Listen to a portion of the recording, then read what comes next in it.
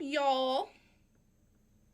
Come with me to go buy a new motherfucking fridge. Old one that I have, I don't like it. It's a 2-door, and I want a fucking 3-door fridge, French door, baby.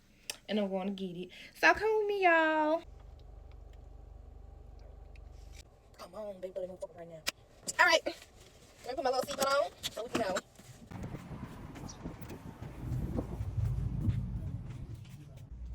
Yes, right here.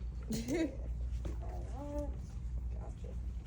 Ooh, more space. A little bit.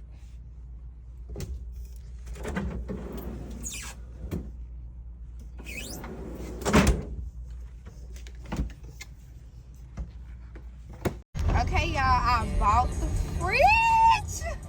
I'm so happy and excited, and I can't wait to get it put in. Yep. I want a smoothie. I want a smoothie.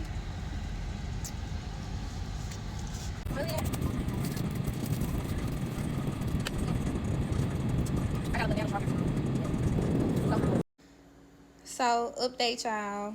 I got the fridge, and it's finally up in the house. I got it plugged up and everything. It's so beautiful. I love it. Oh, my brother just put his ice cream in there. But I love it.